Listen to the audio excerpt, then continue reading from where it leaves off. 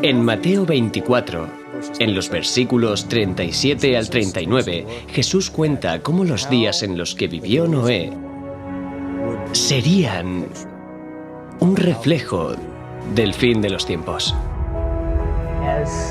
En el día en el que el Hijo del Hombre se manifieste, la sociedad sería como en los días de Noé. Se cuenta cómo llevaban a cabo sus actividades diarias, se casaban, se daban en matrimonio, comían, bebían y no prestaban atención. A pesar de 120 años de predicación, no sabían que se avecinaba el diluvio. Así será el día, dice Dios, en que el Hijo del Hombre se manifieste.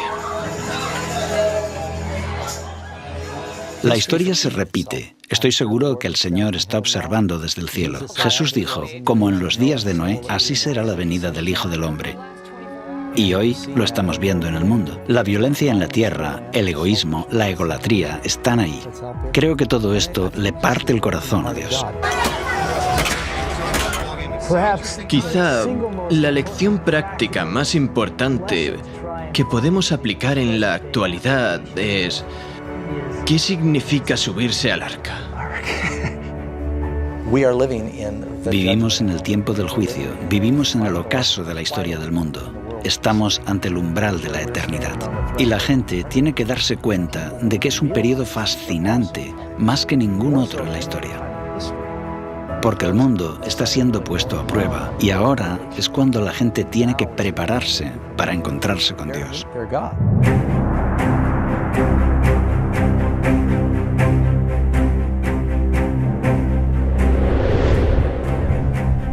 Lo que ocurrió antes del diluvio volverá a suceder justo antes de la segunda venida de Cristo.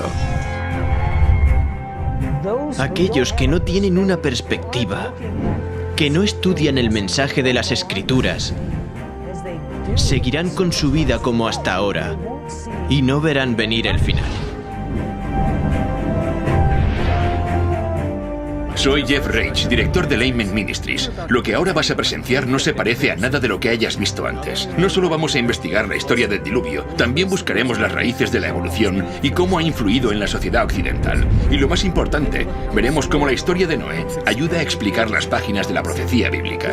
Esta es la historia de Noé y el diluvio, como nunca antes la habías visto.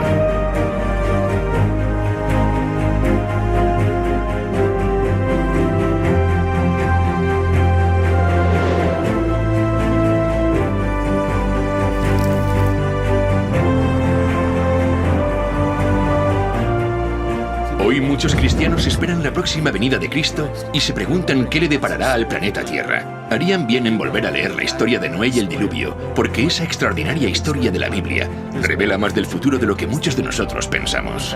De hecho, las pruebas están por todas partes.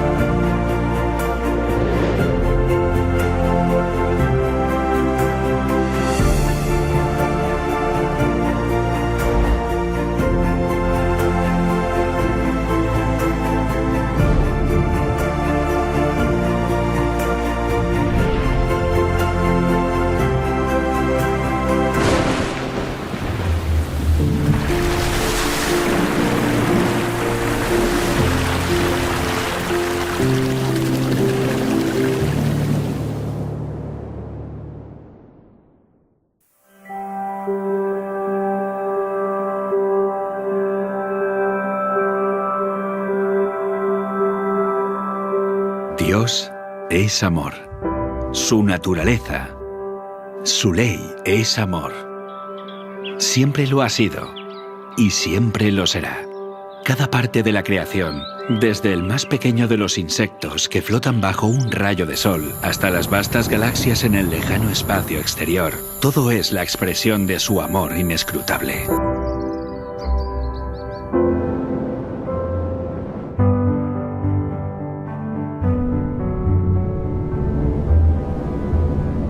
No cabe duda de que el mundo antes del diluvio hablaba del amor de Dios. Todo era absolutamente precioso. Su amor se expresaba en todo lo que se podía ver. Desde la forma de vida celular más pequeña al ser más complejo creado por él, Adán, todo era perfecto. Si pudiéramos viajar al pasado para saber cómo era el mundo antes del diluvio, pensaríamos que era prácticamente otro planeta. Abundaban los alimentos. Abundaba la belleza en la naturaleza. Las montañas no eran escarpadas, inhóspitas ni peligrosas como las de hoy. Eran majestuosas, suaves, onduladas, cubiertas por un manto de tierra y plagadas de todas las flores imaginables. Muchos creen que muchos animales y plantas se extinguieron entonces. No había frío extremo, ni calor extremo, ni climas áridos. El clima no era extremo. Y no había esas horribles tormentas que tenemos ahora. Los árboles estaban cubiertos de parras y pequeños zarcillos cargados de frutas que las envolvían en perfecto orden. En el Génesis se menciona cómo subía el agua. Era un vapor que regaba la tierra. El suelo se regaba por un sistema de riego automático. Según el capítulo 2 del Génesis, subía un vapor de la tierra. La lluvia era algo desconocido. Piedras preciosas, oro y plata abundaban en la superficie de la tierra. Describe un paraíso que, en muchos aspectos, era la biosfera perfecta que permitiría que tanto seres humanos como animales prosperaran. La esperanza de vida de las personas era muy larga, según la información que la Biblia nos da. Cuando Dios lo creó, dice, es bueno, bueno, muy bueno. Y frente a toda esa belleza, el hombre pecó. No tenía excusa, porque Dios ya le había provisto todo. Todo estaba en armonía. Y todo era perfecto. Resulta obvio que no vivimos en un mundo perfecto. De hecho, si consideramos que más del 70% de la Tierra está cubierta de agua, este planeta ni siquiera resulta demasiado acogedor para la vida humana. Además, hay lugares yermos y fríos, grandes desiertos, cordilleras. O bien fue así, o es que ocurrió algo que cambió fundamentalmente la superficie de la Tierra. El diluvio cambió por completo la geografía de la Tierra. Estos elementos rotos de la naturaleza nos revelan el verdadero horror del pecado. Y lo que vemos en nuestro mundo es la consecuencia de eso. El hombre empezó a buscar la felicidad en el egoísmo, el pecado y la maldad. Pero Dios, que es amor, dijo, aún quedan personas y deseo salvar a tantos como pueda. Voy a darles una advertencia. Si aún hay alguna posibilidad de redimirlos y acuden a mí, serán salvos. Y al crear el arca, creó un vehículo por el que podían salvarse. Y Noé era el mensajero de quien podían aprender. Dios nos está advirtiendo. Dios nos transmite mensajes proféticos. Darles la espalda será desastroso como lo fue en los días de Noé. La historia de Noé y el diluvio es en muchos aspectos una demostración literal de las profecías del Apocalipsis. Acompañadme a estudiar las profecías del Apocalipsis regresando a los días de Noé.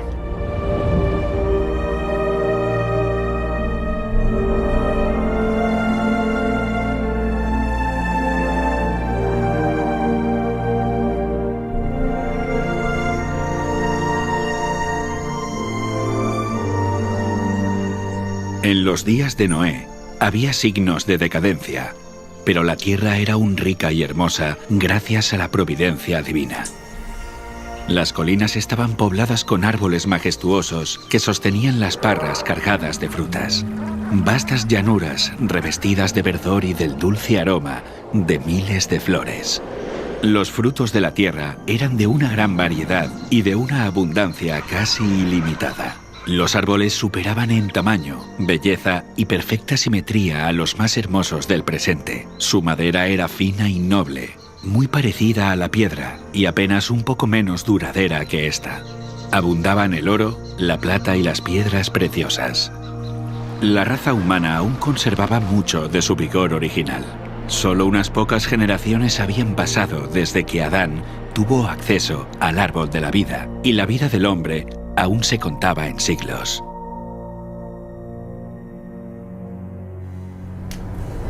Si aquel pueblo longevo se hubiera dedicado al servicio de Dios, con su capacidad de hacer planes y ejecutarlos, habrían hecho del nombre de su creador un motivo de alabanza en la tierra y habrían cumplido el motivo por el cual Él les dio la vida. Pero no lo hizo.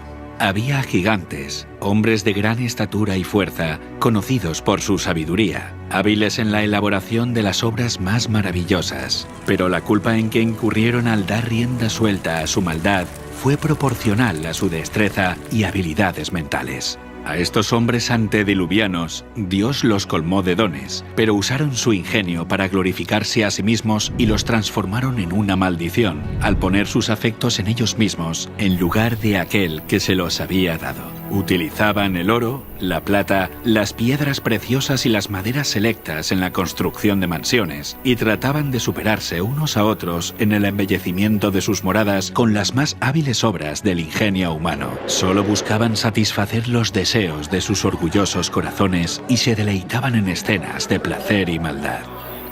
Sin deseos de conocer a Dios, pronto negaron su existencia.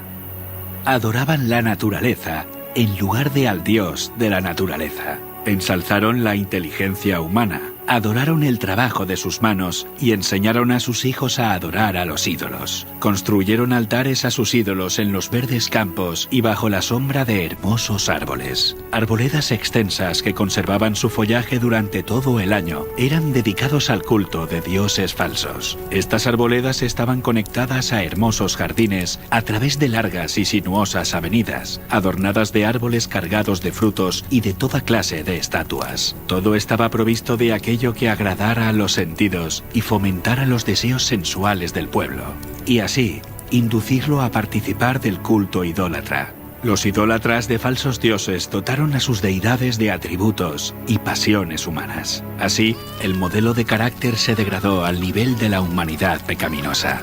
Y vio Dios que la maldad de los hombres era mucha en la tierra, y que todo designio de los pensamientos del corazón eran de continuo solamente el mal. Y se corrompió la tierra delante de Dios, y estaba la tierra llena de violencia. Dios dio a los hombres los mandamientos como una ley de vida, pero violaron su ley, y el resultado fue todo pecado imaginable. La maldad de los hombres era abierta y temeraria, la justicia era pisoteada, y los gritos de los oprimidos llegaban al cielo. El mundo estaba en sus comienzos, pero la maldad se había hecho tan profunda y general que Dios no pudo soportarlo más.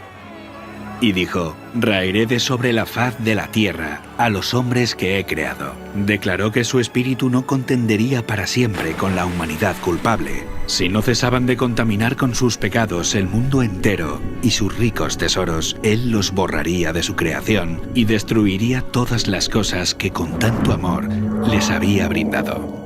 Acabaría con los animales del campo y la vegetación, que les suministraba abundante abastecimiento de alimentos, y transformaría la bella tierra en un vasto escenario de desolación y ruina.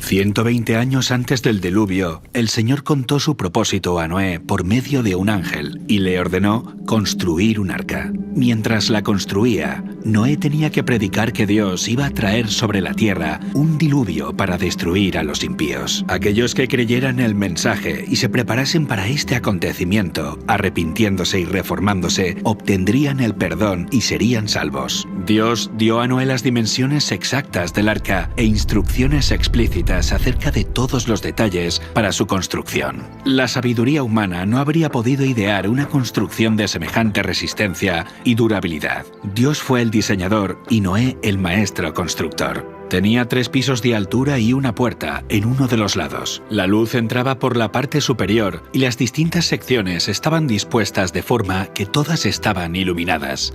El material que se empleó en la construcción del arca fue el ciprés o madera de gofer, que resistiría al deterioro durante cientos de años. La construcción de esta inmensa estructura fue un proceso lento y laborioso. El arca por sí misma no hubiera podido resistir la tormenta que se avecinaba sobre la tierra. Solo Dios podía proteger a sus siervos de las aguas tempestuosas. Por la fe, Noé, cuando fue advertido por Dios acerca de cosas que aún no se veían, con temor preparó el arca en que su casa se salvaría, y por esa fe condenó al mundo y fue hecho heredero de la justicia que viene por medio de la fe. Mientras Noé daba al mundo su mensaje de amonestación, su trabajo daba testimonio de su sinceridad. Así su fe se perfeccionó y se manifestó. Dio ejemplo al mundo creyendo lo que Dios le había dicho. Todo lo que poseía lo invirtió en el arca.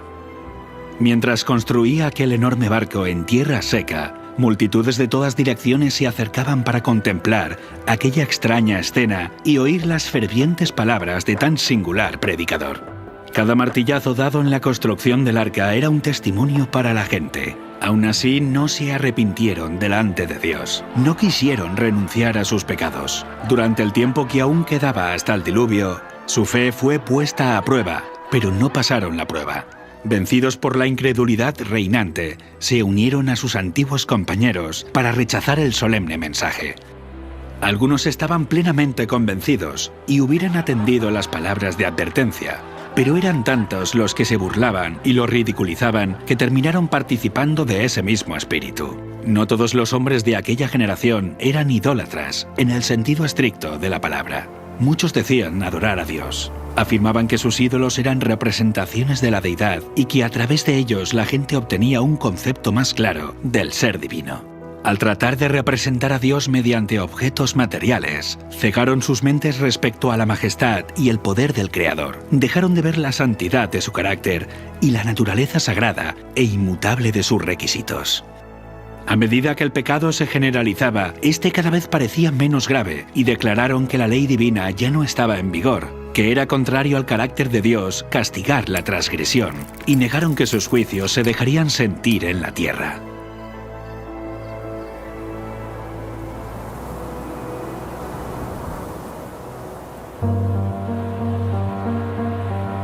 Si aquella generación hubiese cumplido la ley divina, los hombres habrían reconocido la voz de Dios en la advertencia de su siervo. Pero al rechazar la luz, sus mentes se volvieron tan ciegas que realmente creyeron que el mensaje de Noé era un delirio. No fueron las multitudes ni las mayorías las que se colocaron de parte de lo justo. El mundo estaba en contra de la justicia y las leyes de Dios, y Noé fue considerado un fanático. El mundo se reía de la locura del iluso anciano. En lugar de humillar sus corazones ante Dios, ellos persistieron en su desobediencia y maldad, como si Dios no les hubiera hablado a través de su siervo. Pero Noé se mantuvo como una roca en medio de la tempestad. Rodeado por el desdén y el ridículo popular, se distinguió por su santa integridad y su fidelidad inquebrantable. Sus palabras iban acompañadas de poder. Su relación con Dios le proporcionaba la fuerza del poder infinito. Durante 120 años, su voz anunció a oídos de aquella generación acontecimientos que, según la sabiduría humana, estaban fuera de toda posibilidad. El mundo antes del diluvio razonaba que durante siglos las leyes de la naturaleza habían permanecido inalterables. Las estaciones se habían sucedido unas a otras en orden. Nunca antes había llovido. La tierra se había regado por una niebla o rocío. Pero con su obstinada resistencia a los reproches de la conciencia, aquella generación llenó la copa de su iniquidad y maduró para la destrucción. Su tiempo de gracia estaba a punto de concluir. Noé había seguido fielmente las instrucciones que había recibido de Dios. El arca se había terminado como el Señor había dictado, e hizo provisión de alimentos para hombres y animales. Y entonces el siervo de Dios hizo su última solemne súplica a la gente. Con anhelo indecible, les rogó que buscaran refugio mientras aún era posible encontrarlo.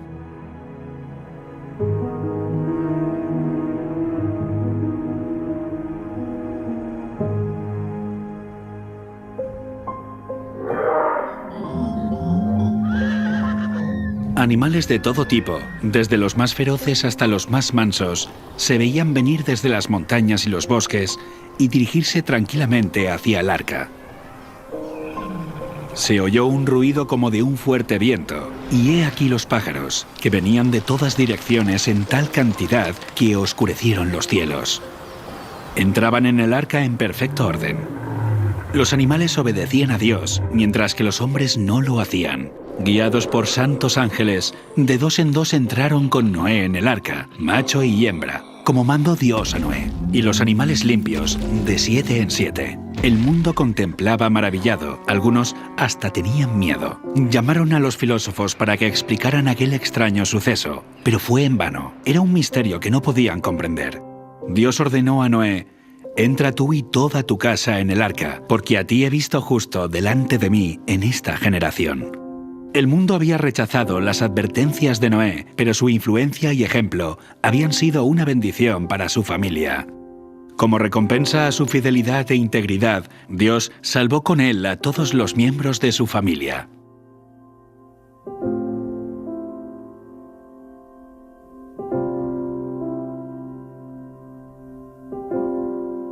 La misericordia dejó de suplicar a la raza culpable.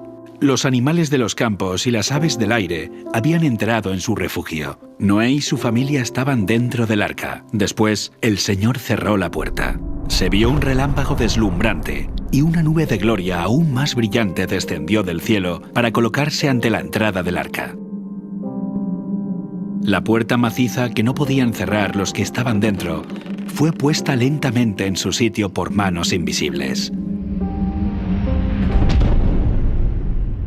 Noé quedó adentro y los que habían desechado la misericordia de Dios quedaron fuera. El sello del cielo fue puesto sobre la puerta. Dios la había cerrado y solamente Dios podía abrirla. Durante 7 días, después de que Noé y su familia hubieran entrado en el arca, no aparecieron señales de la inminente tempestad. Pero al 8º día, las nubes cubrieron los cielos. A estas le siguió el estallido de los truenos y el destello de los rayos. Pronto empezaron a caer grandes gotas de lluvia. El mundo nunca había presenciado nada parecido y el miedo asaltó el corazón de los hombres. Todos se preguntaban secretamente: ¿será posible que Noé tuviera razón y que el mundo esté condenado a la destrucción? El cielo se oscurecía cada vez más y la lluvia era más fuerte. Las bestias vagaban completamente aterrorizadas y sus aullidos discordantes parecían lamentar su propio destino y la suerte del hombre. Aquel día fueron rotas todas las fuentes del gran abismo y las cataratas de los cielos fueron abiertas. El agua se veía caer de las nubes como enormes cataratas. Los ríos se desbordaron de sus cauces e inundaron los valles. Torrentes de aguas brotaban de la tierra con fuerza indescriptible, arrojando al aire a decenas de metros rocas macizas que al caer se enterraban profundamente en el suelo. Los altares donde habían ofrecido sacrificios humanos fueron destruidos y los idólatras temblaron ante el poder del Dios vivo y comprendieron que la causa de su ruina fue su corrupción e idolatría.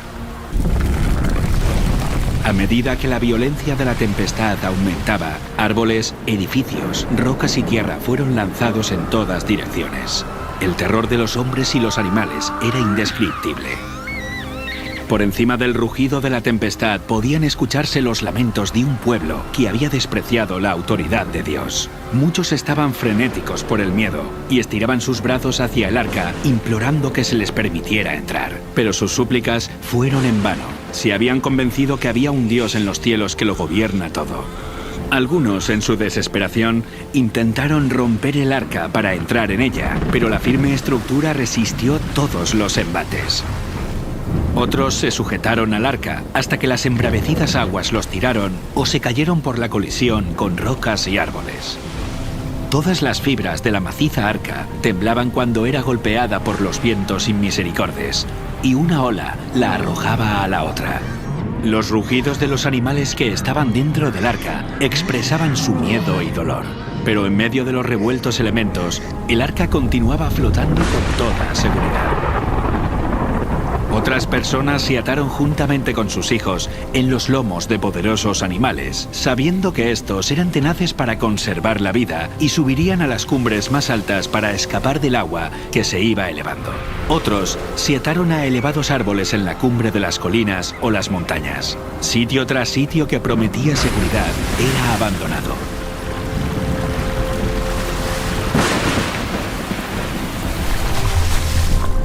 A medida que las aguas subían más y más, la gente huía a las elevadas montañas en busca de refugio. En muchos lugares, hombres y animales luchaban por el mismo sitio, hasta que ambos eran barridos por la furia del agua. Desde las cimas más altas, los hombres contemplaban un enorme océano sin costas. Las solemnes advertencias del siervo de Dios ya no eran objeto de ridículo y mofa. ¿Cuánto habrían deseado los pecadores condenados recuperar la oportunidad que habían dejado escapar? ¿Cómo rogaban que se les concediera una hora más de gracia, otra manifestación de misericordia, otra invitación de los labios de Noé? Pero ya no escucharían más la dulce voz de la misericordia. El amor, no menor que la justicia, exigía que los juicios de Dios pusieran fin al pecado. Las aguas vengadoras barrieron el último refugio, y los que habían despreciado a Dios murieron en las oscuras profundidades. Por la palabra de Dios, el mundo de entonces pareció anegado en agua. Pero los cielos y la tierra que existen ahora están reservados por la misma palabra, guardados para el fuego en el día del juicio y de la perdición de los hombres impíos. Otra tormenta está por venir, y el pecado y los pecadores serán destruidos. Dios es amor. Aún así hay un límite de tiempo para soportar la maldad. Vimos que Dios envió una inundación de agua para limpiar la maldad de aquella época, pero nos queda una pregunta. ¿Podría haber habido una catástrofe mundial sin que hubiera dejado evidencias de que realmente ocurrió? El diluvio universal es más que una historia en un libro. Está escrita en la tierra. Y estas evidencias físicas permanecen como testigos y son un aviso para nosotros. Comencemos investigando el juicio.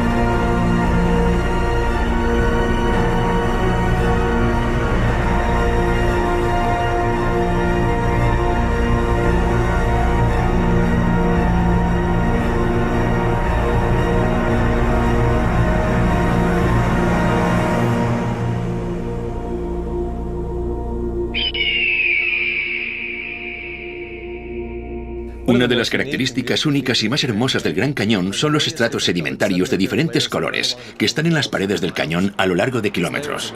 Estos niveles están formados por roca caliza y arenisca, que es lo que genera ese arco iris en las rocas. Es una de las cosas que hace que el Gran Cañón nos parezca tan bonito cuando lo contemplamos. Pero estos estratos no son únicos del Gran Cañón, aunque nos dan una gran pista acerca de cómo se formó. Los estratos rocosos que vemos en la Tierra por todas partes, por lo general están en capas. Casi todas las rocas sedimentarias están depositadas por el agua. Vemos que los estratos de roca están formados por turbiditas. Los materiales de arrastre, junto con la sucesión de catástrofes, provocarían una acción turbidítica y el depósito de estos sedimentos. El agua trae lodo o arena o materiales más duros, los lleva y los deposita en un estrato. Así es como se forman las típicas rocas que vemos en la columna estratigráfica. Hay diferentes tipos de sedimentos que terminan formando estratos de rocas, cada uno con un aspecto muy diferente entre sí, uno encima del otro. Pero la cuestión es, ¿cuánto tiempo pasó desde la formación de uno de estos estratos hasta el siguiente? La tendencia general es creer que a lo largo de millones de años, el océano avanzó sobre el continente, depositó una capa de sedimentos y luego se retiró, dejando el suelo seco otra vez. En este periodo seco, que habría durado decenas de millones de años, este sedimento habría sido expuesto a los elementos del clima y la erosión. Si la capa no se cubre lo suficientemente rápido, suceden muchas cosas. Las plantas crecen, las raíces la atraviesan, los animales quedan enterrados, las corrientes de agua abren canales y galerías. No se mantiene intacta. Decenas de millones de años de acción atmosférica y erosión generarían una gran cantidad de irregularidades entre estos dos estratos, como por ejemplo colinas y valles, pero no es lo que vemos. Hay poca variación entre estos niveles. Son muy planas. Y el tiempo que debe pasar entre un estrato y otro, supuestamente, podría ser de 10 millones de años, de 15 millones, hasta de 150 millones de años, como se puede ver en cierto lugar del Gran Cañón, en los depósitos del Gran Cañón. Habría mucha erosión. De hecho, tanta erosión que todo el registro debería haberse borrado por completo. La tasa promedio de erosión es de unos 61 milímetros por cada 1000 años. Aplicando la tasa de erosión de 61 milímetros por cada 1000 años, a lo largo de un periodo de 150 millones de años, no deberíamos tener 90 metros de erosión, ni 900 metros de erosión, sino unos 9 kilómetros de erosión. Todos los sedimentos juntos que componen los estratos del Gran Cañón deberían haber soportado una erosión 6 veces mayor. A pesar de esto, los estratos son horizontales. Esto nos dice que se depositaron rápidamente en una sucesión muy rápida. ¿Es realista pensar que pasaron 150 millones de años y este estrato permaneció intacto? No se erosionó formando galerías. Es como si no hubiera pasado el tiempo entre los diferentes estratos. El clima está en continuo cambio y la superficie de la Tierra cambia con él. Las tormentas eléctricas, inundaciones, huracanes, terremotos y el viento, entre otros factores, transforman y esculpen la superficie de nuestro planeta. Estos elementos siempre depositan sedimento o erosionan los sedimentos presentes, provocando que las superficies se vuelvan irregulares. El tiempo hace que cambie.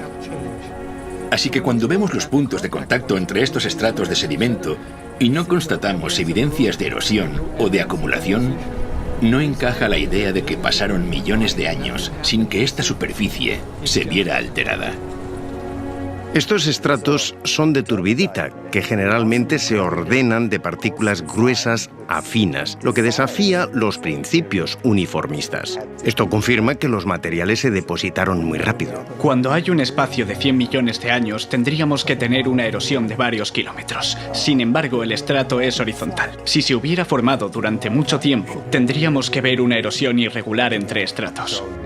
La falta de erosión confirma que se trata de un periodo de tiempo corto, no uno largo. La horizontalidad de los estratos nos habla de un pasado completamente diferente. Y este es el tipo de información que encontramos en el diluvio del Génesis. No podemos ver la erosión de millones de años porque nunca existieron. Esto es lo que las rocas nos cuentan. Pero la erosión no es lo único que falta. De hecho, tampoco aparecen capas enteras de sedimento que representan millones de años.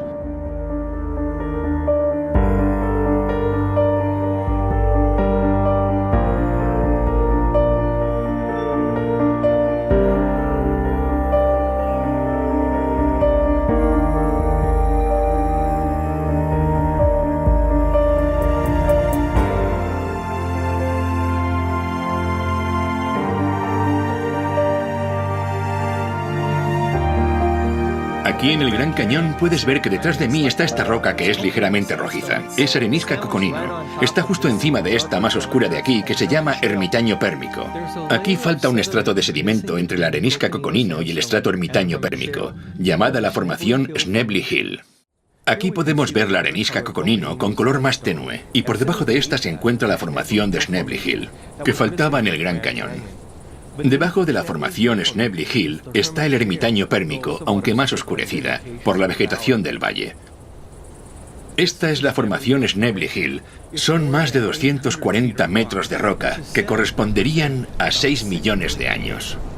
Y el problema que tiene la ciencia es que no puede quitar ese estrato de piedra, porque en la mente del geólogo moderno, cada estrato está asociado a un periodo de tiempo. Eliminar un estrato de roca significa que tenemos que quitar ese periodo de tiempo. La solución para ello sería, que los niveles inferiores se formaron. Los que faltan deberían estar ahí porque el tiempo ha transcurrido igual. Pero justo en esa zona la erosión ha debido hacer desaparecer toda la capa hasta el estrato anterior sin que hayan quedado huellas. El siguiente estrato se habría depositado encima. El problema con eso es que el contacto es totalmente horizontal con la lámina de un vidrio sobre otra, sin que hayan quedado evidencias de esos patrones de erosión que mostrarían una degradación o desgaste profundos. No tenemos ninguno de estos escenarios. ¿Por qué las grandes eras geológicas son un desafío? Porque no hay evidencias de erosión. La formación de Snebly Hill no se encuentra entre estos dos estratos y no hay ninguna evidencia de erosión. Esto nos dice que apenas pasó tiempo entre la formación de estos estratos y que se depositaron rápidamente en un evento catastrófico. Por esta razón, no encontramos la formación de Snebly Hill entre estos estratos del Gran Cañón, y volvemos a constatar esto mismo a tan solo 144 kilómetros de aquí. El Gran Cañón es un ejemplo geológico fantástico de catastrofismo. Y desafía a las teorías modernas que tratan de explicar estas incoherencias. Aquí tenemos piedra caliza de Redwall, que descansa sobre la roca caliza de Moab. Entre estos dos niveles deberíamos ver la formación Temple Butte, que representa hasta 155 millones de años. En lugar de eso, no hay nada. No hay evidencia de los casi 10 kilómetros de erosión que esperaríamos ver durante este largo periodo de tiempo. No hay evidencias de erosión ni de la acumulación, solo un contacto en horizontal. Pero no puede haber un área con una superficie plana de 30 o 40, 50.000 kilómetros cuadrados y que se mantenga así durante 100 millones de años. Después de todo, 1 millón de años es tiempo suficiente como para erosionar 6 o 7 veces toda Norteamérica de su nivel actual hasta su base, hasta el nivel del agua. Aquí el contacto entre la roca caliza de Redwall y la roca caliza de Moab es horizontal, lo que demuestra que pasó poco o ningún espacio de tiempo entre ambos estratos. Los 150 millones de años que faltan entre estos dos estratos no se corresponden con la columna estratigráfica. Por esta razón, los servicios del parque han colocado una señal que confirma esta inconsistencia. Hemos visto solo unos pocos ejemplos de estas incoherencias, y en ninguna de ellas hubo ni erosión ni acumulación durante los supuestos periodos de millones de años. Este es un problema serio para los evolucionistas, pero no es nada en comparación con la llamada Gran Discordancia, un vacío de tiempo de más de 1.000 millones de años. Y adivina qué, el contacto entre estos dos estratos es plano, igual que los otros estratos. Es interesante que cuando descendemos al nivel del río Colorado, encontramos lo que se llama el período precámbrico. El material volcánico que se encuentra ahí es bastante duro y está muy mezclado. Por encima de este encontramos sedimentos del Cámbrico, que están depositados sobre este. Estos están mucho más organizados. Es un estrato encima del otro. Soy plenamente consciente de la gran discordancia, del Gran Cañón, entre el Precámbrico y el Cámbrico. No pasa inadvertida. Está presente todo el tiempo. La gran discordancia del Gran Cañón son 1.200 millones de años que faltan entre el nivel del Precámbrico y el Cámbrico. Durante este tiempo deberíamos observar 72 kilómetros de erosión irregular. Esto es tiempo suficiente como para erosionar los 40 kilómetros de la corteza terrestre 2 veces. Pero el nivel cámbrico yace horizontal sobre el nivel precámbrico.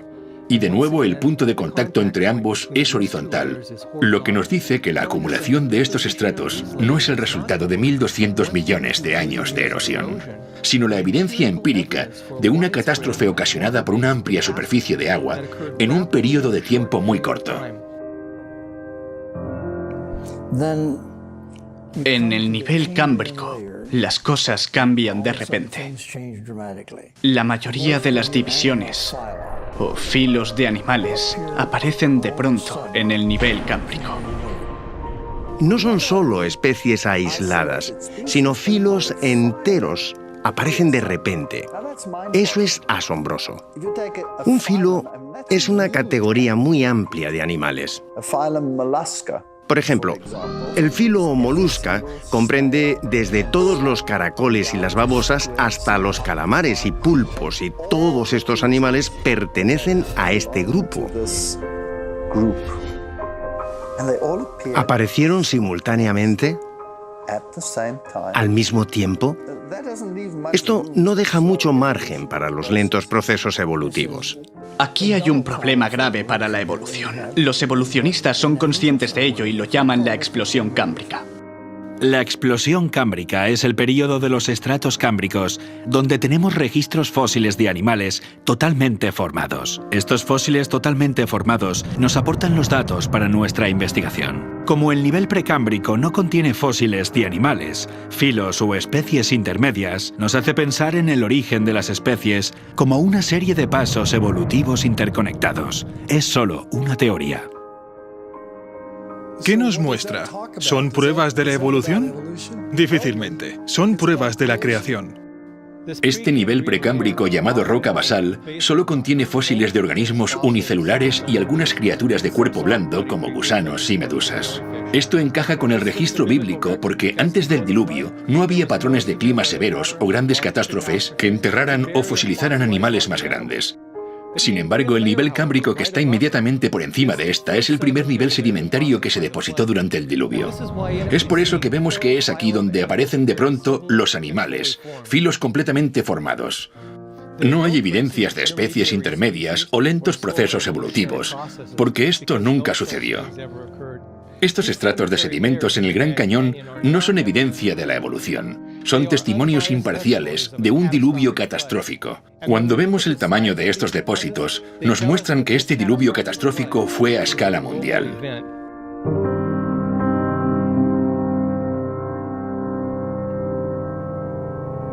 El Gran Cañón está ahí, y en los márgenes se pueden ver los estratos. Pero todos esos estratos de cientos de kilómetros que van hasta Arizona, Utah y Wyoming y Montana hasta Canadá son los mismos estratos. La arenisca tapiz que se encuentra en el fondo del Gran Cañón fue la primera capa que depositó el diluvio. Va desde México, pasa por toda América del Norte, hasta Groenlandia. La formación Morrison cubre 643.000 kilómetros cuadrados desde Nuevo México hasta Canadá, y la arenisca de San Pedro cubre aproximadamente 800.000 kilómetros cuadrados. Cuando pensé en cómo estos estratos estaban dispuestos, todos están en horizontal. No hay interrupciones entre ellos. No es solo que los estratos se asentaron rápido, sino que entre uno y otro no hubo millones de años de erosión. La ausencia de la erosión entre los estratos sedimentarios en el Gran Cañón muestra que se depositaron rápidamente a consecuencia de una catástrofe. Pero además, el hecho de que estos estratos se extiendan cientos de kilómetros atravesando varios estados hasta Canadá muestra que la magnitud de la catástrofe fue mucho mayor de lo que el mundo haya experimentado en la actualidad.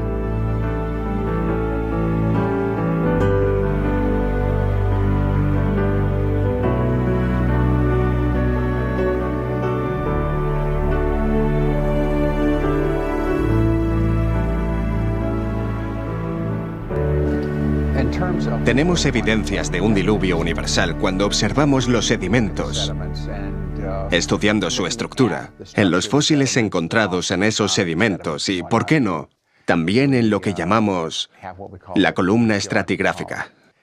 Encontramos el cámbrico, el ordovícico, el silúrico, el devónico, el carbonífero y el pérmico. Esas son algunas de las grandes estructuras que vemos. Las podemos encontrar en Estados Unidos. Vamos a Europa y adivina qué, encontramos las mismas secuencias. Vamos a Asia y encontramos las mismas secuencias. Vamos a Australia y encontramos las mismas secuencias. No solo encontramos las mismas secuencias en la estructura y en el contenido, también en el contenido fósil. Para mí, esto demuestra que algo tuvo que pasar en todo el mundo. Si no fuese de forma simultánea, estuvo muy cerca de serlo. Para que se depositaran estos sedimentos y todas las estructuras sedimentarias. Intento centrarme en las cosas que se han registrado y nos han ayudado a darnos cuenta del aspecto universal del diluvio. Por ejemplo, lo que llamamos las calizas de Creta del Cretácico y que se encuentran en todo el mundo. La capa de Creta se deposita bajo el agua. Se forma a partir de los esqueletos de carbonato de calcio de foraminíferos, que son organismos marinos. Y hay grandes cantidades de estos organismos. Este estrato se extiende en todo el continente y de continente a continente. Y solo pueden depositarse estando bajo el agua. Por lo tanto, todo el mundo debió estar bajo el agua al mismo tiempo. Estas son pruebas tan convincentes de un diluvio universal que realmente uno necesita de mucha imaginación para contemplarlo como una serie de avances y regresiones periódicas del mar. Y esos son solo un tipo de depósitos que nos dicen que sucedieron cosas de escala mundial, porque tenemos Creta en varias partes del mundo y todas ellas están en la misma posición dentro de la columna geológica. Encontramos que están sobre arena que contiene hierro, que llamamos arenisca glauconítica. Y encontramos la arenisca glauconítica en Inglaterra. Podemos encontrar el mismo estrato de calizo en Estados Unidos, en Alabama. Podemos encontrarlo en Australia. Y adivina qué, sí, siempre está sobre las areniscas glauconíticas y tienen siempre los mismos tipos de fósiles. Este es el kit de la cuestión, y es una prueba de que sucedió algo similar en todo el mundo. Estoy en el margen sur del Gran Cañón a una altura de 2.000 metros sobre el nivel del mar. Estoy aquí sobre lo que llamamos la formación de roca caliza Kaibab. Esta roca caliza se encuentra en toda Nevada, Utah, Arizona e incluso tan lejos como el estado de California, y está repleta de fósiles marinos. El hecho de que encontremos aquí fósiles marinos nos dice que este estrato debió formarse rápidamente, porque es la única manera de que se produzca la fosilización.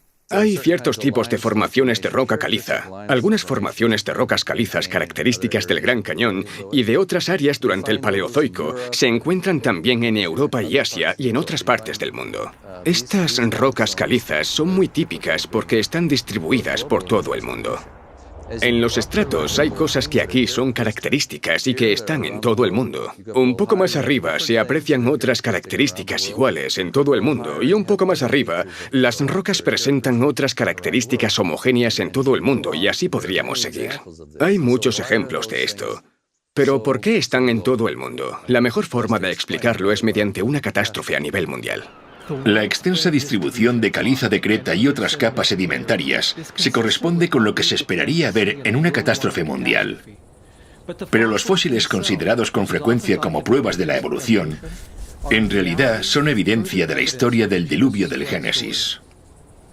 Encontrar los mismos fósiles en las mismas capas, en todo el mundo, es otro punto destacado que da consistencia al relato de un diluvio universal, un fenómeno mundial. Y cuando vemos los registros fósiles, encontramos fósiles más pequeños, menos complejos en el fondo. Y conforme subimos por la columna estratigráfica, encontramos una complejidad cada vez mayor. Y esto ha llevado a muchas personas a creer en una progresión evolutiva en el registro fósil que iría de lo simple a lo complejo. De hecho, no sucede así. No existe ningún animal simple. Todo animal, toda criatura encontrada es muy compleja. Mucha gente habla sobre eso como la primera aparición de vida. Quisiera sugerir que no deberíamos verlo como un registro de vida, sino un registro de muerte. Es el primer registro preservado de las cosas que murieron. Tenemos esta compleja destrucción por agua, el diluvio. Y conforme estos sedimentos se están depositando, también se depositan y quedan atrapadas las formas de vida conforme van muriendo. De más sencillos a más complejos a más complejos. Es obvio que si cubres un medio con turbidita, los seres que viven en el fondo quedarán enterrados en el fondo. Los que nadan en un nivel superior quedarán enterrados en un nivel más alto. Y los que están en la parte superior los encontraremos arriba. Eso es exactamente lo que vemos. Encontramos que los peces están fosilizados en su posición de nado, algunas veces con comida en su boca. Es una muerte instantánea. Los fósiles solo se forman cuando se entierran con rapidez. Para tener un entierro rápido se necesita una catástrofe, una avalancha de barro provocada por lluvias intensas o por un diluvio. El hecho de que haya tantos fósiles en todo el mundo o en los mismos estratos demuestra un entierro rápido a escala mundial. Otra pista que señala que esto fue el resultado de un diluvio universal es el hecho de que estos animales fueron arrastrados a los llamados cementerios fósiles por corrientes muy fuertes. Cementerios fósiles.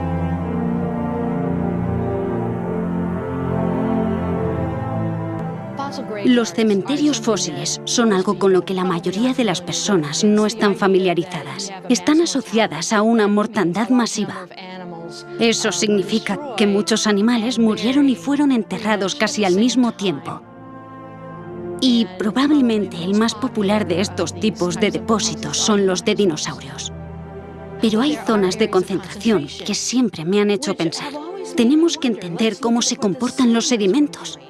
Tal vez se trataba de zonas bajas y esos animales fueron arrastrados y depositados en una depresión, de manera que las aguas que movían estos cuerpos los concentraron ahí.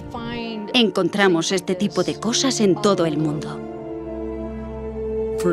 Por ejemplo, hay estratos en el centro de Utah con braquiópodos. Los braquiópodos son como las almejas. Hay, quién sabe, millones de estos organismos formando estos estratos. Eso es un cementerio fósil, una cantidad de fósiles desmesurada. En este momento estoy trabajando en un yacimiento óseo en Wyoming, donde tenemos restos de 10.000 dinosaurios o más. Esto verdaderamente nos habla de una catástrofe. No se forman yacimientos óseos sin que haya una catástrofe. Al menos en nuestro yacimiento encontramos que los huesos no están como esperaríamos que estuvieran si un grupo de animales hubiera muerto en un periodo de tiempo muy amplio. En lugar de eso, los huesos están desarticulados y organizados según su tamaño. Hay huesos grandes al fondo y huesos pequeños arriba. Y la única manera de que esto pase es que toda esta gran cantidad de restos fueran transportados como si una corriente los arrastrara hacia las aguas más profundas y los huesos se clasificaran conforme se iban moviendo. Por ejemplo, la cuenca Karoo es enorme y los dinosaurios y las criaturas están orientados según la dirección de la corriente del agua. El pensamiento moderno diría que estos animales debieron depositarse en cuencas de ríos y después se esparcieron prácticamente por todo el continente. Eso sería un río gigante. No es algo que suceda hoy en día. Habría que imaginarse un mundo completamente diferente en el pasado. Hay tantas cosas que apuntan hacia un diluvio universal.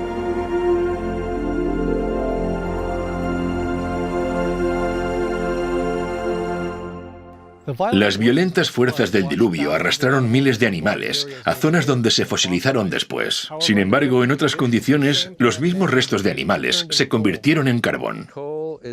El carbón aparece por una gran cantidad de plantas que se depositaron todas juntas y se compactaron y cambiaron su estructura química en carbón. Los depósitos de carbón pueden ser muy extensos, pueden ser pequeños, aunque un solo depósito puede llegar hasta 300 metros de espesor. Lo encontramos en estas vetas finas, con la base y la parte de arriba muy definidas, que no es la forma en la que crecen las plantas. Parece como si hubieran sido transportadas. Fueron evidentemente depositadas por el agua. Se encuentran organismos marinos en yacimientos de carbón que están situados en tierra. Esto desmiente cualquier historia que contradiga el relato bíblico. Encontramos grandes cantidades de carbón. En Wyoming tenemos millones y millones de toneladas de carbón. En Australia tenemos millones y millones de toneladas de carbón. En Europa tenemos, también en Pensilvania, y estos son solo algunos ejemplos. cubren miles de kilómetros cuadrados y todos estos depósitos de carbón son del mismo tipo, en la misma posición dentro de la columna estratigráfica que se extiende hasta Europa y Rusia, y así podríamos continuar. La extensa distribución de estos depósitos de carbón es de escala mundial. Independientemente de su ubicación, estos depósitos de carbón también están en la misma posición en la columna estratigráfica, lo que demuestra que se depositaron al mismo tiempo. Por lo tanto, es lógico concluir que la formación de estos depósitos de carbón son el resultado de una catástrofe provocada por agua que sucedió a escala mundial, más o menos al mismo tiempo.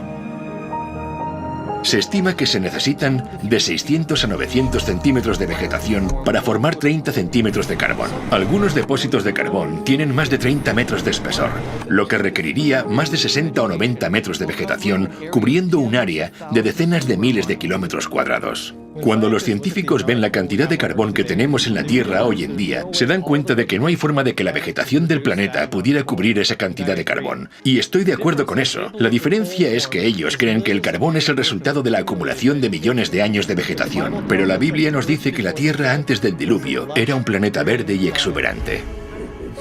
No es imposible que el carbón venga de la vegetación existente antes del diluvio. Muchos científicos creen que cuando se formó el firmamento, la Tierra estaba sometida a poco más de 2 atmósferas de presión. Estas 2 atmósferas de presión generarían un crecimiento muy abundante.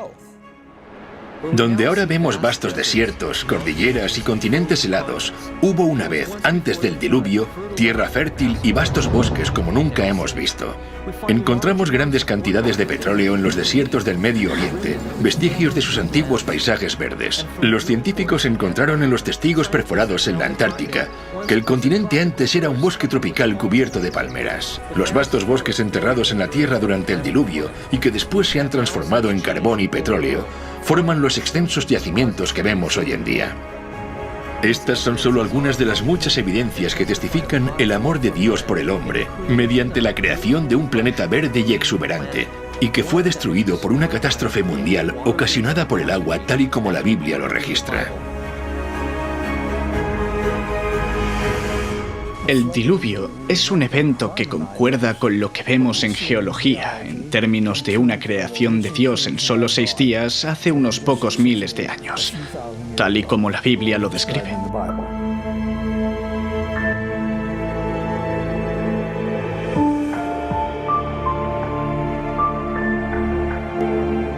Hay tantas evidencias que no es posible investigarlas todas en tan poco tiempo, pero mirando a gran escala todo el panorama, vemos que la Tierra nos habla por sí misma.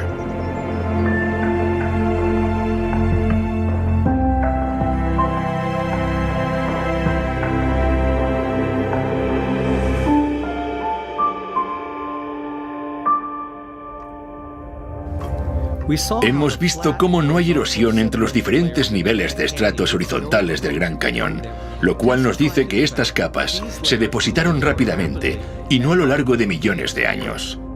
Hemos visto que la magnitud de esta catástrofe tuvo que ser al menos tan grande como el tamaño de algunos de estos estratos que formó, y que incluso se extiende a otros continentes, lo que confirma su impacto mundial. Hemos analizado cómo no hay rastro de erosión en estas capas sedimentarias durante los supuestos cientos de millones, o incluso miles de millones de años, mostrando que esto no concuerda con el modelo evolutivo.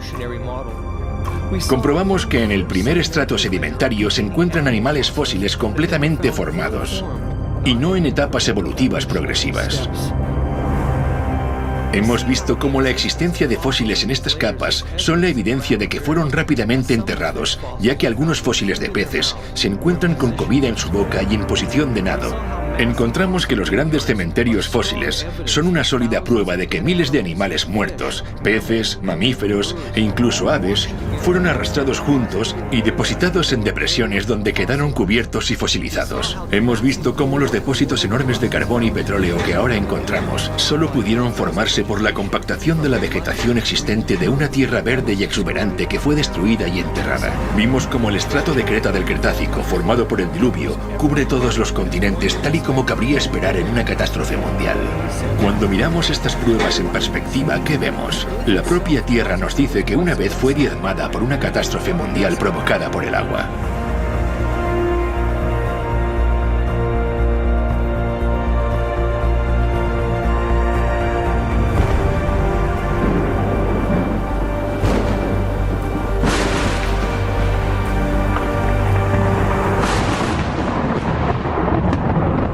O habla a la tierra y ella te enseñará. Los peces del mar te lo declararán también. ¿Qué cosa de todas estas no entiende que la mano de Jehová la hizo? Si el mundo está lleno de evidencias, ¿por qué por algunas de las mentes más brillantes de la comunidad científica rechazan la historia del diluvio tal y como se encuentra en la Biblia? Os daré una pista. Es algo que poco tiene que ver con las evidencias.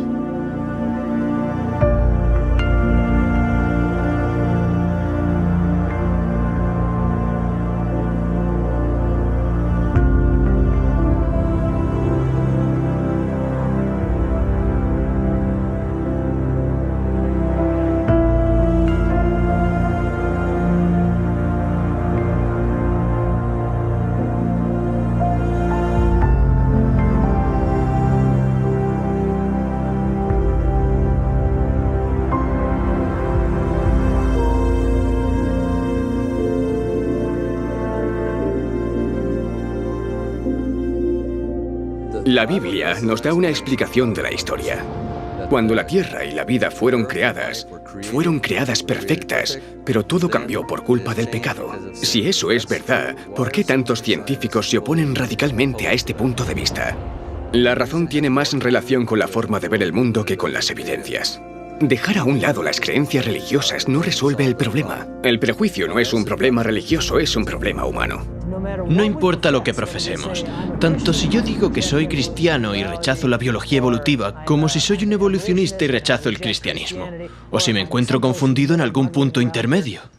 En cualquier caso, todo lo que hacemos, todo lo que vemos, todo lo que decimos y comprendemos, nuestra visión del mundo, cómo formulamos nuestras ideas, nuestros pensamientos a partir de lo que vemos y conocemos del mundo alrededor de nosotros, se ven afectados inalterable e inevitablemente por estas dos visiones. La visión del mundo tiene una fuerte influencia en lo que percibimos y el tipo de preguntas que nos hacemos. Si tu interpretación de los datos está limitada por tu forma de ver el mundo, es obvio que vas a reducir el tipo de conclusiones a considerar. Así que, por ejemplo, cuando tienes una visión del mundo materialista y observas las células, estas máquinas moleculares increíbles que yo tanto disfruto estudiando, o la información registrada en el ADN, hay ciertas teorías que puedes considerar a partir de los datos recogidos. Pero si eres un materialista, ninguna de tus teorías te van a sugerir que una mente inteligente escribió esa información en el ADN. Esa teoría no está permitida. La evolución contradice las leyes de la física. Todo se transforma de un nivel superior a uno inferior. Siempre hay una regresión, nunca sucede al revés. Es la ley de la termodinámica, y la vida desafía la ley de la termodinámica. Así que tenemos una teoría que básicamente viola cada una de las leyes de la física y aún así es una de las teorías más reconocidas e incluso está protegida por la legislación. Es increíble. La ciencia se define como una exploración sistemática que construye y organiza el conocimiento en forma de explicaciones comprobables y predicciones sobre el universo. El problema que tiene la evolución es que sus explicaciones no se pueden comprobar. La evolución necesita que algo que no está vivo pueda por sí mismo crear algo vivo. Este misterioso suceso no se ha observado en ningún lugar de la naturaleza ni en un laboratorio y por lo tanto no sigue el método científico, así que no puede establecerse como un hecho científico. Toda la vida se compone de ADN, una forma muy compleja de organizar la información. La razón por la que los procesos naturales no pueden ni nunca producirán vida es porque los procesos naturales no generan ni organizan información. La organización requiere de inteligencia. Donde vemos evidencia de organización, vemos evidencia de Dios. Por lo tanto, la revelación más suprema que el estudio de la ciencia y del mundo natural puede otorgarle a la humanidad es el descubrimiento de lo sobrenatural. A pesar de esto, el prejuicio del orgullo humano y el empeño del hombre por mantener una visión del mundo sin Dios influye en nuestros tribunales e instituciones educativas que hasta la fecha ordenan por ley que se enseñe la evolución como un hecho infalible. La gente me pregunta, ¿por qué la ciencia parece estar cada vez más segura de mantener una explicación evolucionista sobre el origen de la vida? ¿Es porque tenemos más datos? No, en realidad no es eso. Es porque esa visión del mundo nos da confianza, nos atrae cada vez más, y pienso que en parte se debe a las batallas políticas sobre lo que tiene que enseñarse en las escuelas públicas. Cuando dicen que tienes que enseñar eso, entonces básicamente lo que están diciendo, en mi opinión personal, es que todos los profesores tienen que mentir, porque tienen que proclamar esa teoría que es una hipótesis de la ciencia moderna. Cuando hay otras teorías que explican mejor lo que vemos y que están excluidas. Si expusieran a los estudiantes ambas teorías para que pudieran compararlas y elegir, sería justo. Pero la forma en la que se está haciendo ahora está fuera de toda lógica. En los libros de texto no se habla de Dios, ni en los libros de texto científicos, ni en los artículos científicos. Dios no aparece. Pero, ¿y si Dios existe? Así no hay forma de encontrar la verdad. De esa forma, la visión del mundo limita las cosas. Una de las cosas que realmente aprecio de la visión bíblica del mundo y que adoptan los cristianos es que es liberadora. No podemos decir que toda la realidad es solamente lo que podemos ver físicamente. No hay nada que nos diga que esa es la única realidad. Prefiero un enfoque más amplio. Incluyamos a Dios dentro de las posibilidades y volvamos a mirar las evidencias científicas. Las evidencias científicas apuntan a Dios.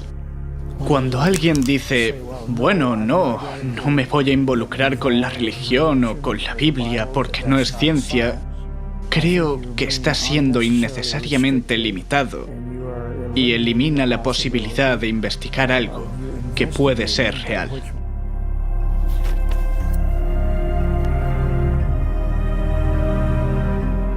La ciencia tiene cierto atractivo para la mente independiente y el corazón de los humanos.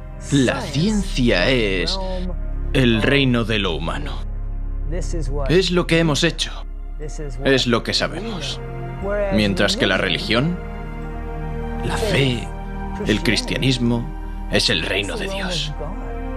Pienso que el principal impedimento para aceptar la historia bíblica de los orígenes son las consecuencias que conlleva aceptarlo.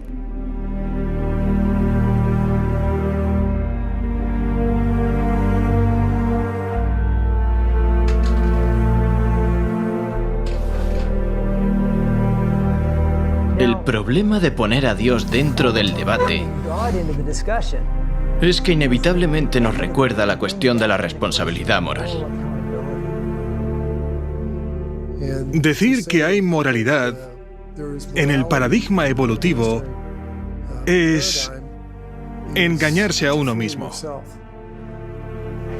No puedes creer en un ser supremo y otros seres inferiores sin que esa relación tenga que definirse de alguna manera. Intuitivamente, reconocemos que esa es la ley moral. Es posible que no nos sintamos bien cuando somos examinados bajo esa luz. Así que para escapar del concepto de juicio, para escapar de la responsabilidad moral, hay una tendencia natural a querer olvidar al Creador.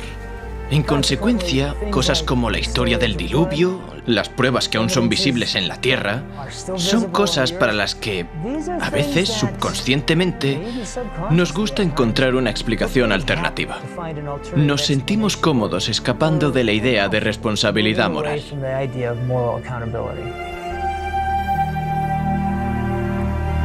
Eliminar la responsabilidad moral implica reescribir la historia del mundo, y esto es precisamente lo que ha ocurrido. Se adoptó una nueva visión del mundo, en particular una visión del mundo que no incluía la historia del diluvio, intentando así eliminar el juicio de Dios y en consecuencia toda responsabilidad moral. Pero ¿cómo es que tuvo éxito una visión tan radicalmente distinta? La oportunidad perfecta surgió hacia el final de la Edad Media.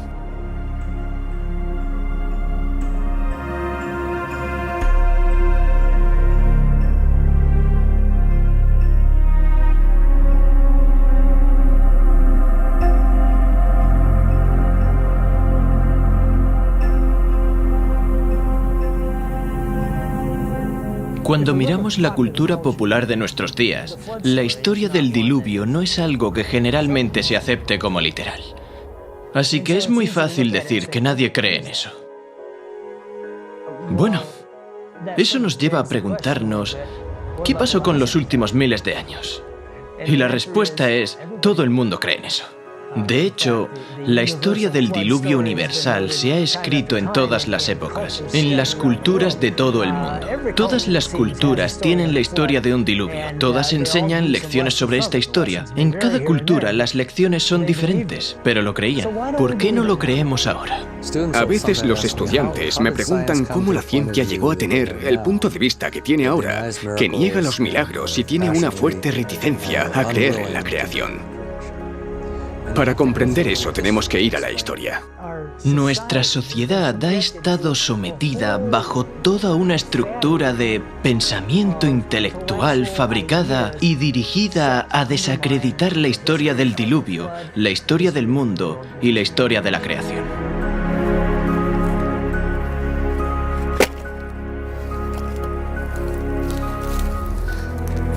El gran encubrimiento, ocultando el juicio.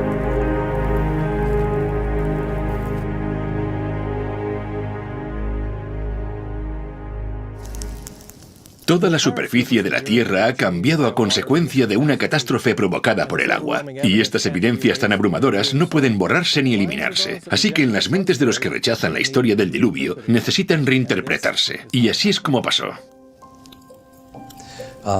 Durante toda la Edad Media, algunos sectores de la sociedad eran muy autocráticos y dogmáticos y perseguían a la gente, lo que hacía que la vida fuera muy difícil para las personas. Los reprimían. ¿Y quiénes hacían eso? Bueno, eran los gobiernos y la Iglesia. Una de las cosas que el hombre más desea obtener es el dominio sobre el hombre. Durante el periodo medieval, la Iglesia era la que gobernaba el mundo. Durante la Edad Medieval, a lo largo de un periodo de 1500 años, la Iglesia Católica dominó en toda Europa. Mantuvo este dominio casi universal de forma inflexible.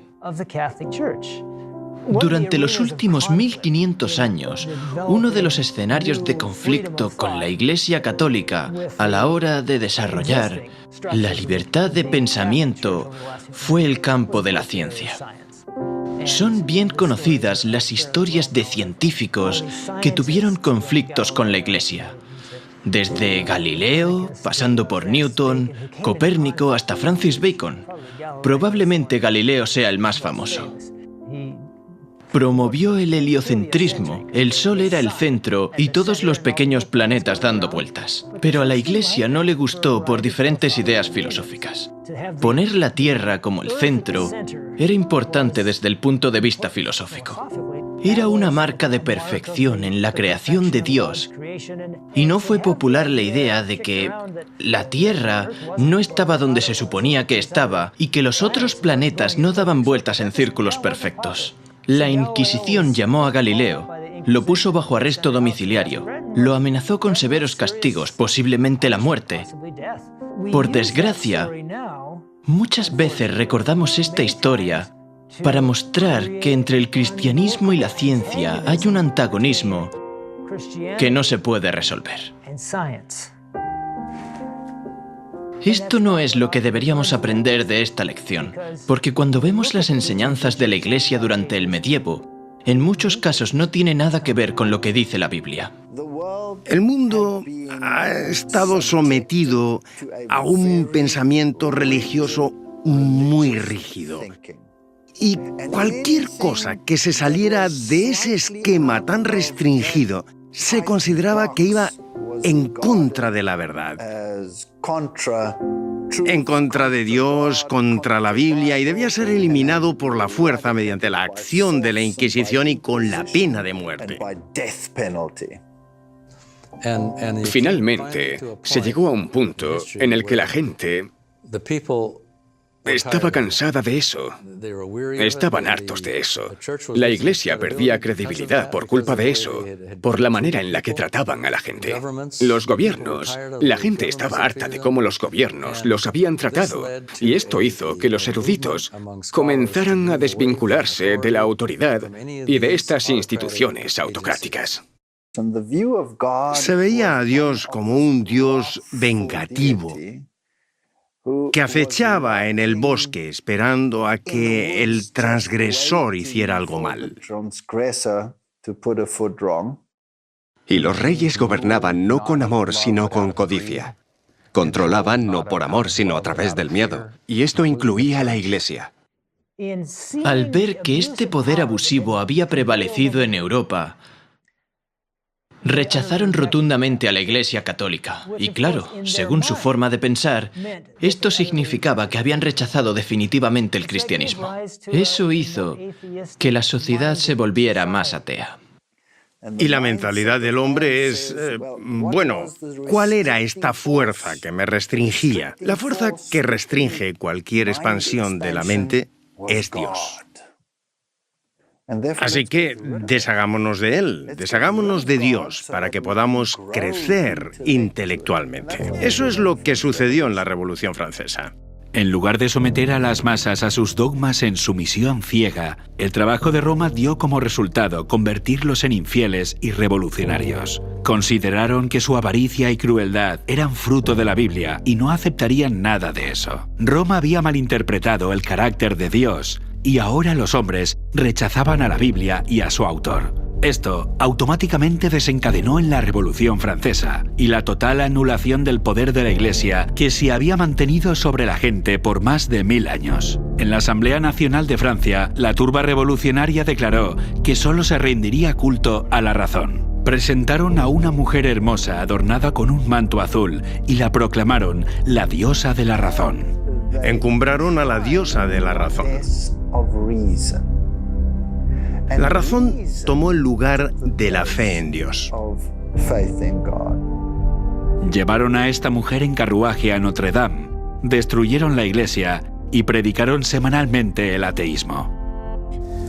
Los franceses respondieron a los siglos de opresión y persecución que habían sufrido por parte de la Iglesia Católica, estableciendo una nueva forma de gobierno. En lugar de una nación con una visión cristiana del mundo, aunque distorsionada y dominada por la Iglesia Católica, a la sociedad se le inculcó una visión ateísta del mundo, desprovista de cualquier influencia cristiana, y a esto se le llamó la Ilustración.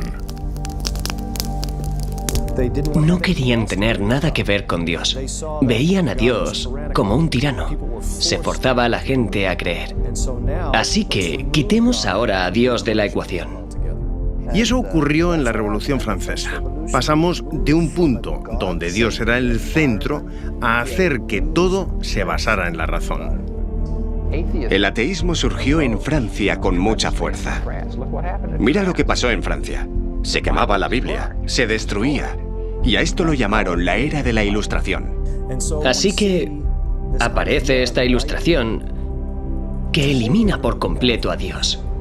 Los sacerdotes católicos fueron excluidos de todos los estamentos de la sociedad francesa y fueron los que sufrieron la tasa de mortalidad per cápita más alta. Los ánimos estaban muy revueltos y se volcaron en contra de la Iglesia. En la mayoría de los casos, eso significó que renunciaron al cristianismo. En un esfuerzo por defender la ciencia y la razón como los nuevos ideales de la sociedad, los esfuerzos de las corrientes ateas se enfocaron en descristianizar Francia durante el período conocido como el Reinado del Terror. Se Se capturó y ejecutó a los sacerdotes. Las iglesias y los monumentos religiosos sufrieron vandalismo o fueron destruidos. La palabra santo se eliminó de las señalizaciones de las calles. Se prohibió el culto a Dios. Quemaron públicamente la Biblia al grito de guerra de los infieles franceses que decían «aplasten al despreciable», refiriéndose a Cristo y lo que su iglesia representaba. Muchos fueron asesinados mientras oraban de rodillas y sus cuerpos eran abandonados mientras caían en sus mismos lugares de adoración.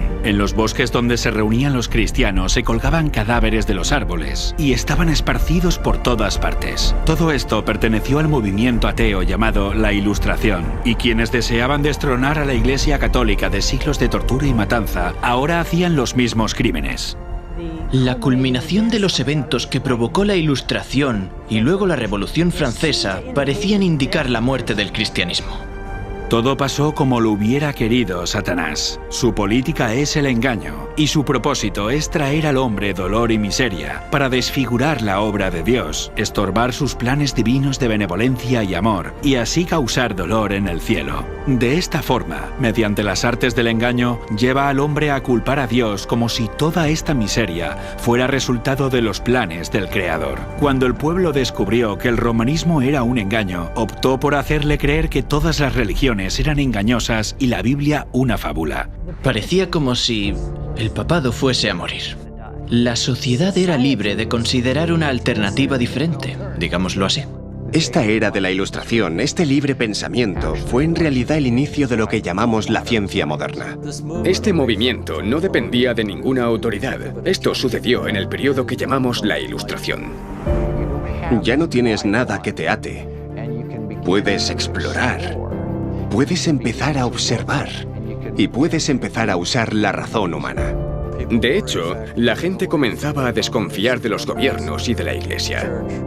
Querían pensar por sí mismos y lograr mayor libertad para el hombre. Y esta libertad se reorientó en muchas direcciones que incluyen romper con la idea de que Dios existe. De no ser por la Revolución Francesa y la idea de que Dios no está involucrado en el proceso y la razón sustituye a Dios, el pensamiento evolucionista no habría encontrado un suelo fértil donde crecer. En la nueva generación de científicos que estudian la Tierra, los más notables son Lyell y Darwin. Surgieron en el siglo XIX.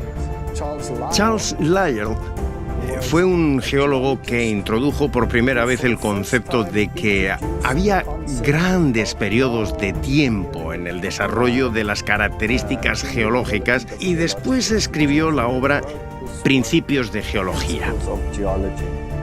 Este punto de vista geológico que Lyell expone en su libro se conoce como uniformismo. El uniformismo establece que los procesos que se han desarrollado y que han ocurrido en el pasado son semejantes a los que tenemos ahora. Si hay algo que en la actualidad necesita mucho tiempo para desarrollarse, también en el pasado debió necesitar mucho tiempo. El uniformismo es en lo que se basan para hablar de millones de años tan importantes para la teoría evolucionista.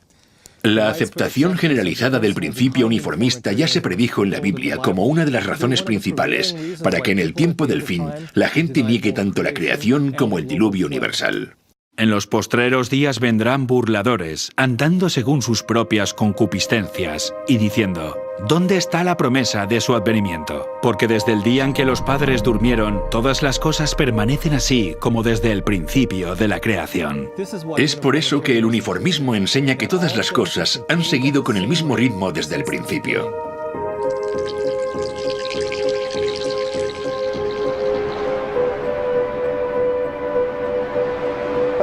Pero ¿y si hay una catástrofe?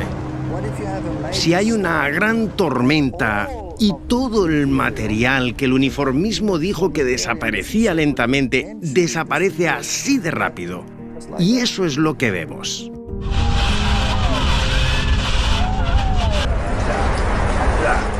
La percepción de que las cosas permanecieron iguales desde el comienzo de la creación es una filosofía que Dios advirtió que caracterizaría el sistema de creencias en los últimos días, y se nos advierte que esta actitud llevaría a las personas a ignorar voluntariamente que el mundo de entonces pereció anegado en agua.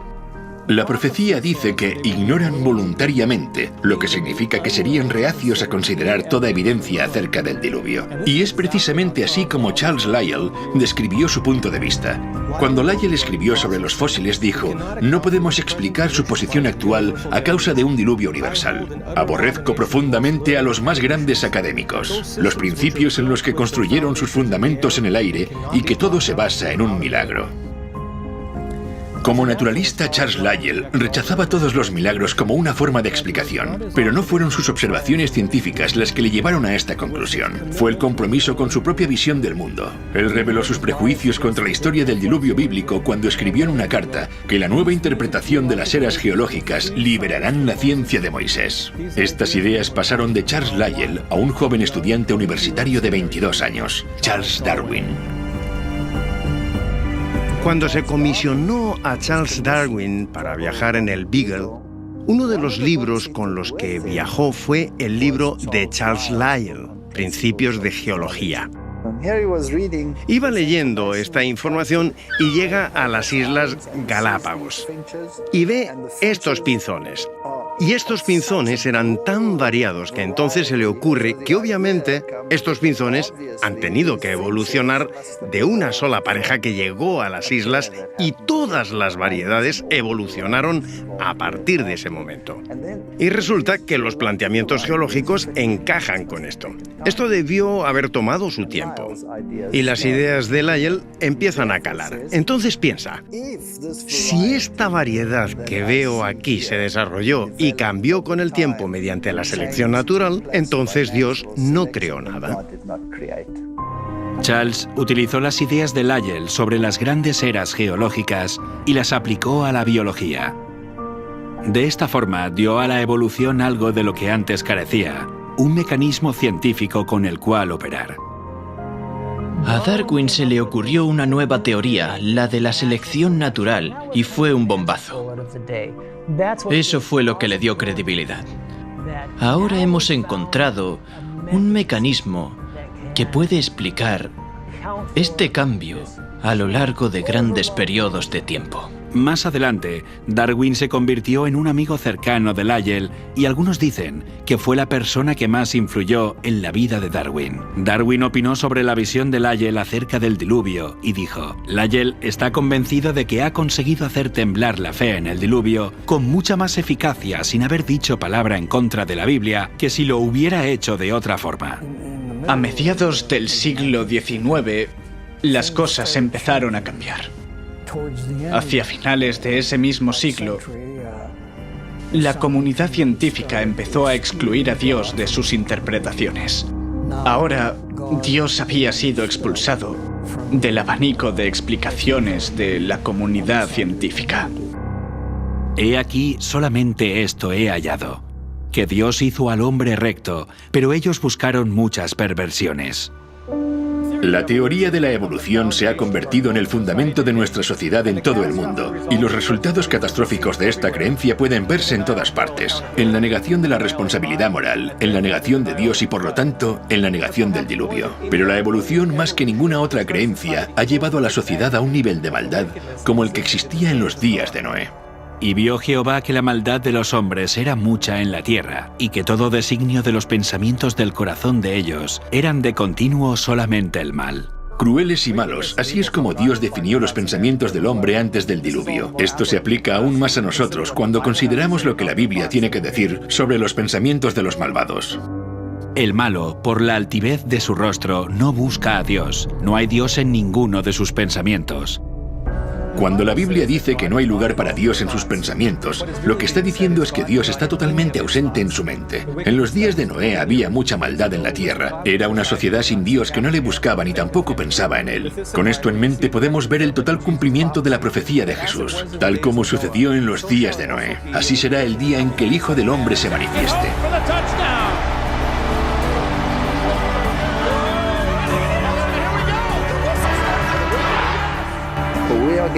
Estamos llegando a un punto en el que Dios está completamente excluido, incluso de los sistemas políticos y de las leyes que se aprueban.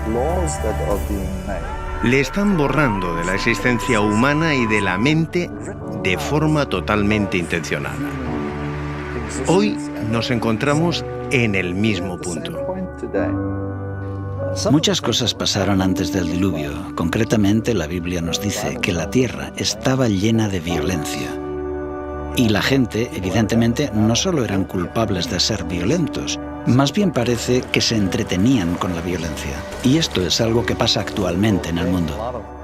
Muchas personas sofisticadas y agradables se sorprenderían con la idea de ser culpables de asesinato, pero no le dan mucha importancia a entretenerse viendo cómo otras personas cometen asesinatos. Pasa lo mismo con el adulterio. La gente dirá que no cometerían adulterio, pero se entretienen viéndolo y la Biblia habla sobre esto. No solo son los que lo hacen, sino también los que se complacen con los que lo practican. En la actualidad tenemos el concepto de que se puede hacer lo que a uno le dé la gana. La falta de respeto a la palabra de Dios comenzó a finales del siglo XVIII y a comienzos del siglo XIX. La evolución eliminó la conciencia de que Dios es nuestro creador, que tenemos un creador, que tenemos un Dios personal y que hay un juicio. Si crees en la evolución, es absurdo creer en un juicio. Pero si no creemos que en el pasado Dios provocó el diluvio, ¿por qué voy a creer que Él va a destruir el mundo con fuego? No tiene sentido.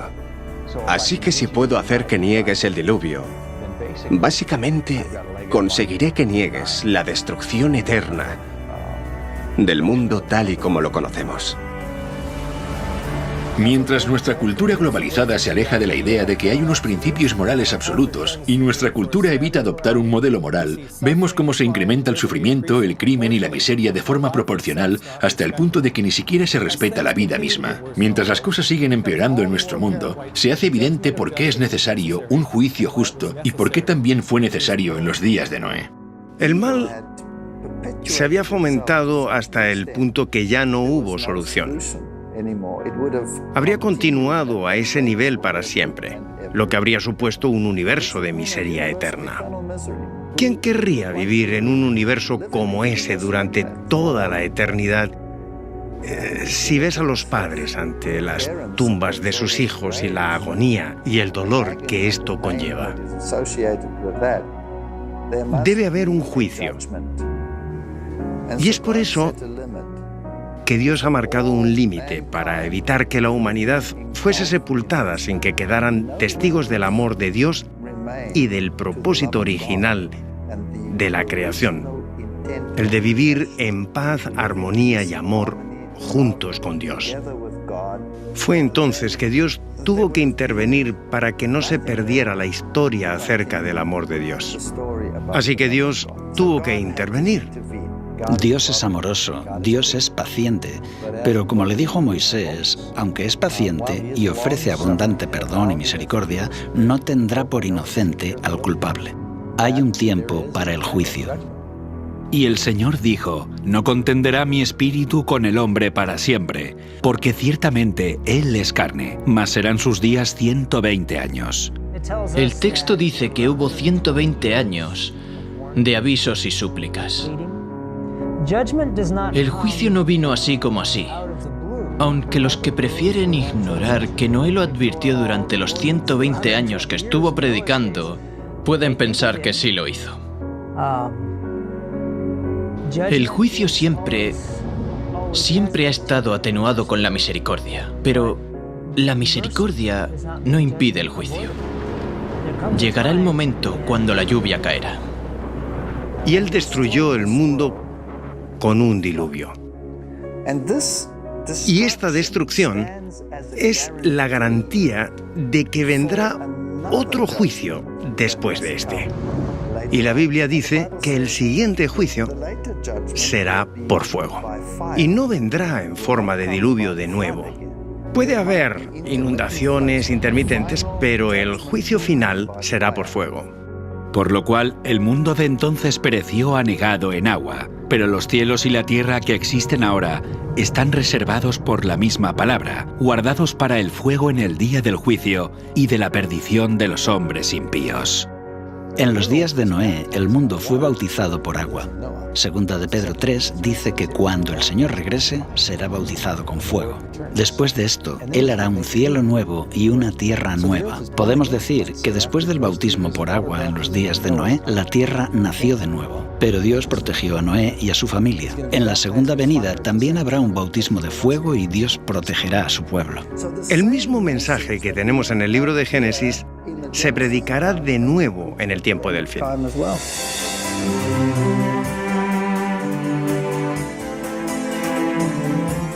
En el fin de los tiempos los días de Noé se repetirán, y las rocas y fósiles de la tierra permanecen como testimonios de este suceso. Como sucede en la historia del Génesis, la propia tierra es tanto un registro como una profecía que nos advierte de que otro juicio está por venir. ¿Pero cuándo?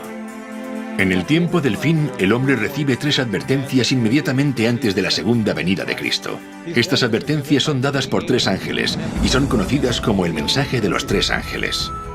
Cuando en los días de Noé se dio el mensaje del juicio, fue la hora del primer juicio de la tierra. Ahora, en el tiempo del fin, el mensaje del primer ángel se hace eco de la advertencia de Noé al anunciar: la hora de su juicio ha llegado. En la segunda parte de los días de Noé, investigaremos estos mensajes y también descubriremos en qué año se anunció la hora del juicio y cuándo comenzarán a contar los días de Noé para la última generación.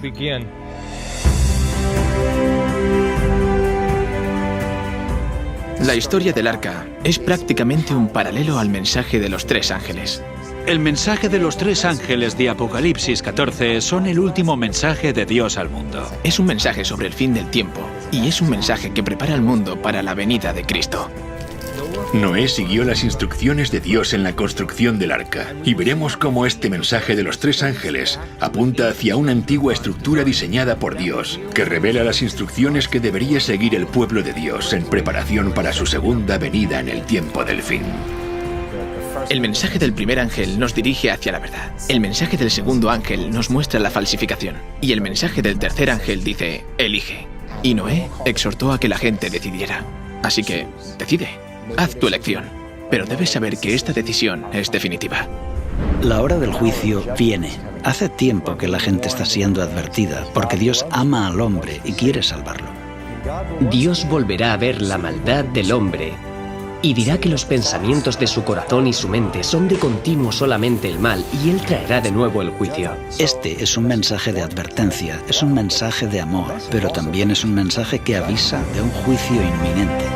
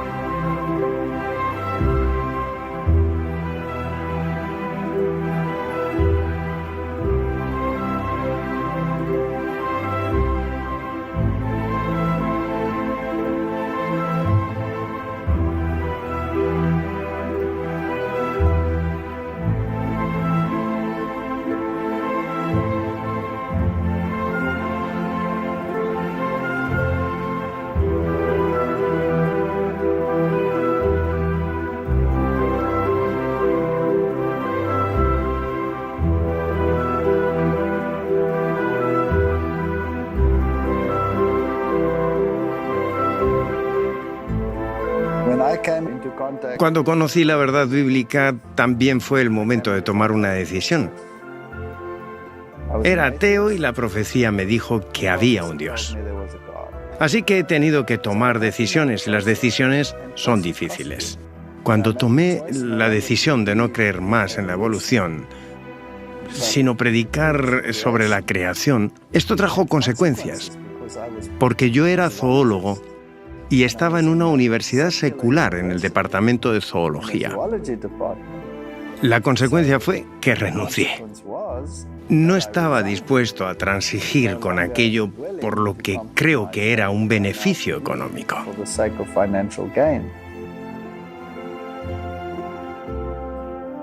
¿Sabes? Para mí hay muchas cosas que dan valor y solemnidad a la historia del diluvio. Una de ellas es que tú no puedes esperar a que el mensaje se haga popular. Si realmente necesitas aceptar la verdad, no importa lo que está haciendo el resto del mundo. Alguien dijo una vez que una idea tonta sigue siendo una idea tonta aunque millones de personas la crean. Y aunque Noé representaba a una minoría, ahora está claro que estaba en lo correcto. Y Dios cuida a las personas que siguen firmes aunque la verdad no sea popular. Mi fe cristiana no depende de la ciencia que practico. Aún así, uno no puede evitar preguntarse, si Dios es el autor de ambas, ¿no deberían entonces coincidir? ¿Por qué no coincide el mundo natural con la explicación bíblica? Estoy deseando ver cómo hacemos ciencia de calidad y avances en relación a nuestro conocimiento del mundo, usando la Biblia como punto de partida. Esto me ha motivado y ciertamente ha hecho crecer mi confianza en la palabra de Dios. Y doy gracias por eso.